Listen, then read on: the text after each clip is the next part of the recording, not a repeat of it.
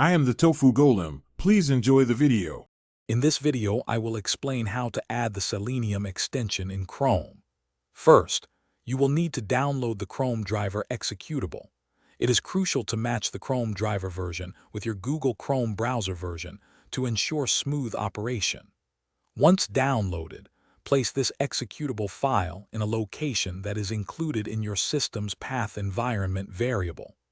This allows your system to find and execute the driver when Selenium attempts to launch Chrome. This initial setup is a fundamental step for automation. Now, let's get Selenium ready within your project. You'll need to install the Selenium library using your language's package manager, for example, pip for Python. After installation, import the essential WebDriver modules into your script.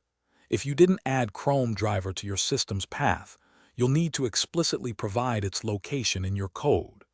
This step connects your programming environment to the browser automation capabilities of Selenium. With everything set up, you can now begin automating Chrome. Start by initializing a new Chrome WebDriver instance in your code. This action will launch a new Chrome browser window controlled by Selenium. You can then use the driver object to navigate to any desired website. To interact with elements on the page, such as buttons or text fields, you will use methods to locate them, often by their ID, name, or XPath.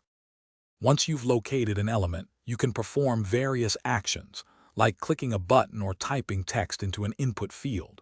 For robust automation, it's often necessary to implement waits, ensuring elements are ready before interaction. This prevents errors due to page loading delays.